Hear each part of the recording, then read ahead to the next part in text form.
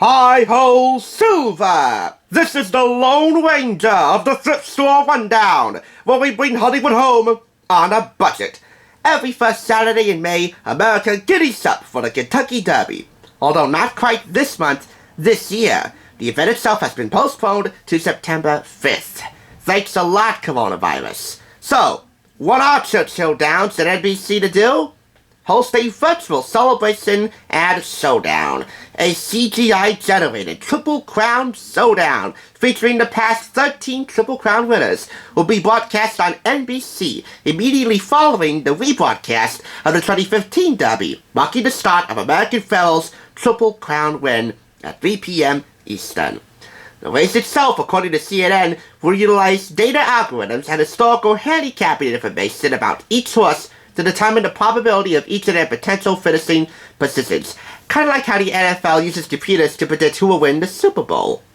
As with NASCAR a couple of weeks ago, I don't believe in hosting a virtual Kentucky Derby celebration without some real-life rub that tastes like you deserve a VIP experience at the 146th annual Running of the Horses, which, by the way, you can win if you bet on the right horse to win this virtual race.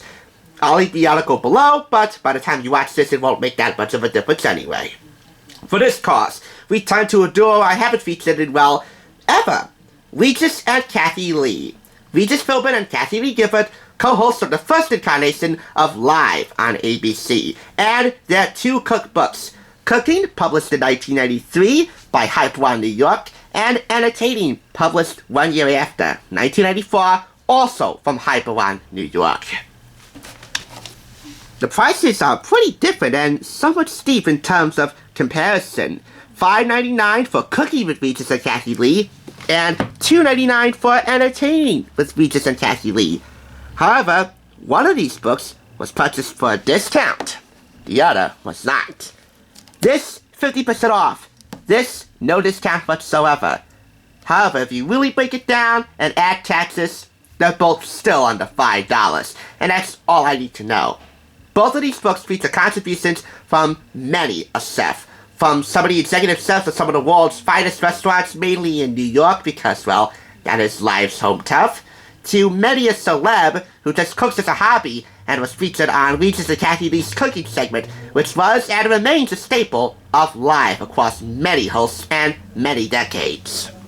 We're gonna start with Cooking. Cooking follows a simple, straightforward approach to its recipes, while Entertaining goes through a list of holiday-themed menus, and plenty of entertaining tips and party ideas, from table decor to invitations to wardrobe for the host and hostess and the guests, depending on what party you're hosting.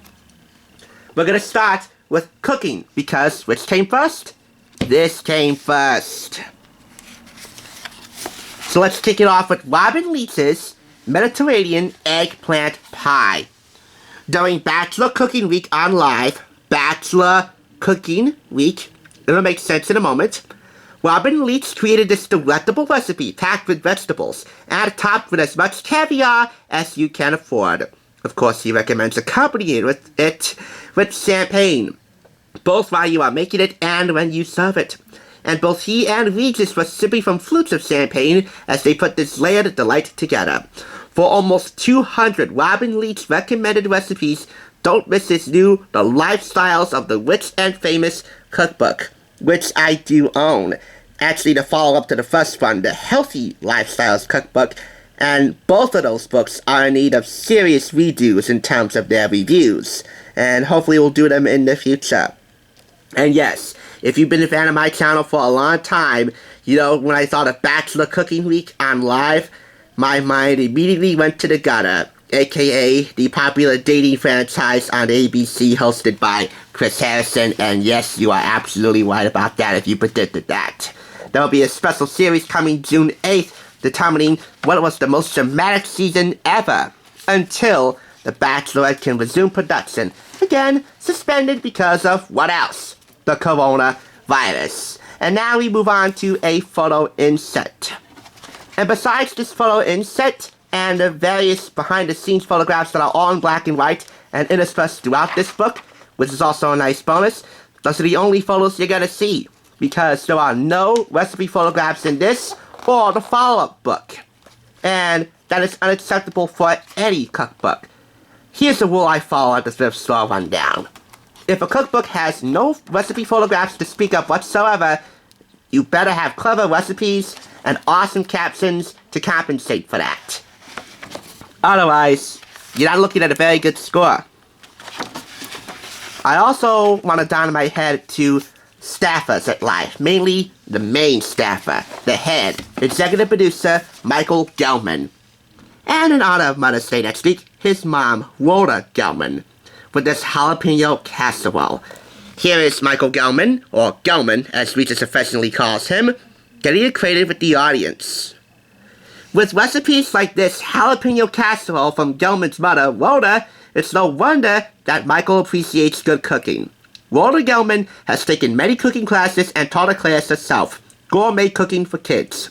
She cooks frequently for friends and business associates and has catered numerous functions.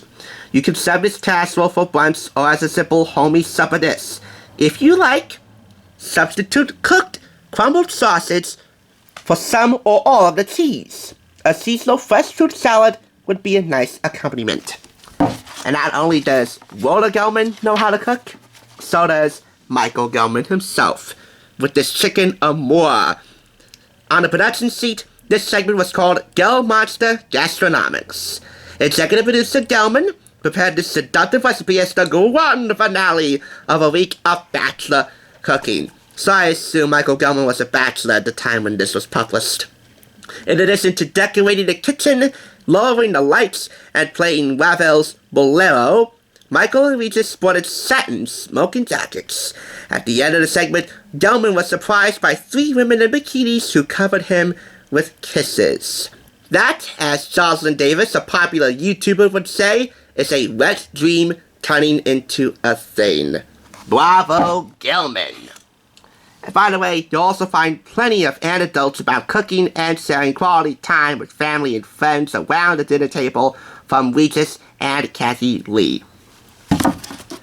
Mix it up with Regis and Kathie Lee. In Cooking with Regis and Kathie Lee, you will find a wonderful selection of the best recipes from Regis and Kathie Lee and their celebrity chef guests. And this is a partial list of those guests. One person particularly featured is Francis Anthony, aka the Love Chef, and a duo by the name of the Clever Cleaver Brothers, who always dress up in ridiculous outfits and do an impromptu rap before their cooking segment. Moving on to Entertaining with Regis and Kathie Lee. 2 differences to note here. 1, this book was published in paperback, while Cooking was published hardcover. Makes no difference to me. I care about what's inside more. But I do want to highlight the cover a bit further because it has a lot more snazziness to it. These 2 are decked out in formal attire because this is a formal, entertaining cookbook. Although if you count the Super Bowl menu in here, it's not that formal. The recipes have been sectioned into menus for festive gatherings, mainly for holidays, like for example Valentine's Day, St. Patrick's Day, Mother's Day and Father's Day. I do have something special planned for next week's video for Mother's Day. Although the sole focus of today's video is the Kentucky Derby, so we're profiling the menu for Kentucky Derby Day. The race is on. Robin Leach contributes a fair amount of recipes to this section, and there's even a contribution from the Louvre chef, Francis Anthony, Catherine Scorsese, the mother of famed film director Martin Scorsese, and Regis' daughter, Joanna, with brownies. These are tips for throwing your own Kentucky Derby get-together bash. You might want to disregard these tips until September, but just to play it safely until maybe next year. Social distancing. But if you are brave and bold, maybe these tips could be adapted for a virtual Kentucky Derby soiree. Here's Robin Leach's caviar pie, champagne wishes and caviar dreams personified, and his essence of silver and gold. It's a meat stock, not just a chicken stock, it's not just a veal stock, it's a meat stock with wine. The best wine should be used for this sauce, aka a flavorful stock. One of the most extraordinary stocks you might ever taste, according to Robin. This uses both chicken and veal. And the wine, well, champagne. Because, well, champagne versus and caviar dreams. And here we have his famous rich and famous chicken, which makes 4 to 6 servings. So if you are going to throw a Kentucky Derby Bears today, most of the recipes in here do serve 4 to 6, some 8 to 12. You're edging a bit with 8, and well, as far as 12 people gathering in your home goes, right now, under these circumstances, you'd be breaking the law. So, hold off on that until next year, right? This is the full color photo inset, with shots from Live with Regis and Kathie Lee, along with members of their families and many guests that have appeared on their program. On the previous side of this full color inset was the ingredient listing for Robin's rich and famous chicken. And on this side here, the other side of the inset, is the recipe itself and the directions. We have rice pilaf, also from Robin Leach. It utilizes the essence of silver and gold to take that beyond your wireless caviar dreams. We have bourbon chicken, courtesy of the Live Chef, Francis Anthony. We have lemon and garlic chicken from Catherine Scorsese. I wonder if Martin Scorsese has any cookie chops.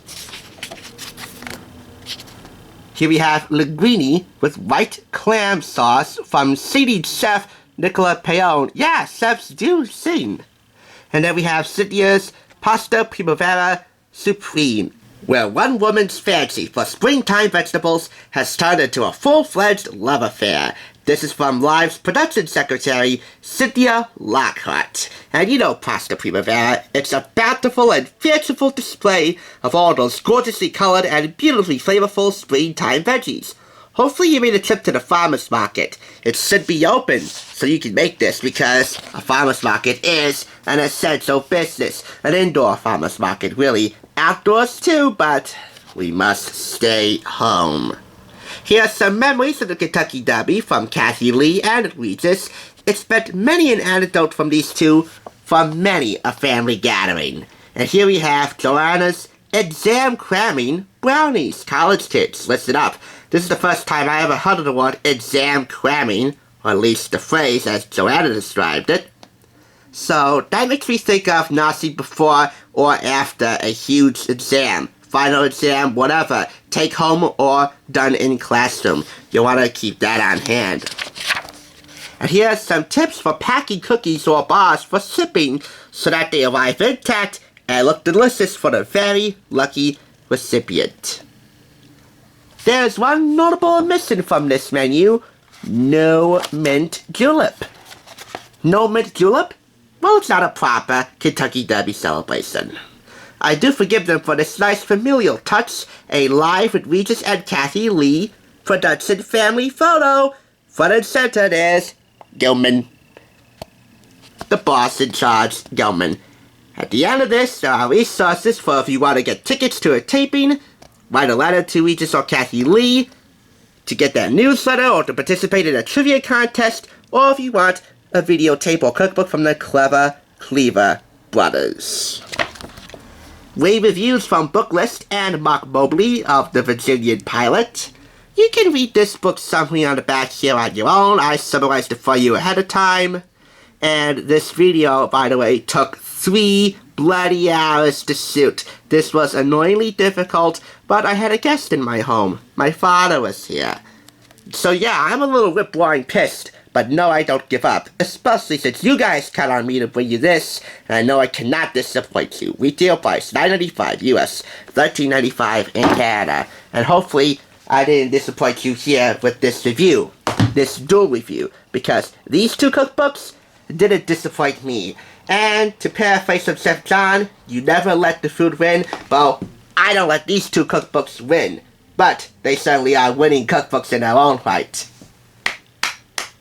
And they both get 4 out of 5 claps. There are some imperfections, no finished food photographs, and failure to acknowledge the live audience, which is unacceptable. So combined, a total of 8 out of 10. By the way, there are some prize-winning recipes from the Good Housekeeping Recipe Contest shortly before this went to press. Heidi Harrison's original carrot cake being the grand prize winner. She was the recipient of a year's worth of groceries.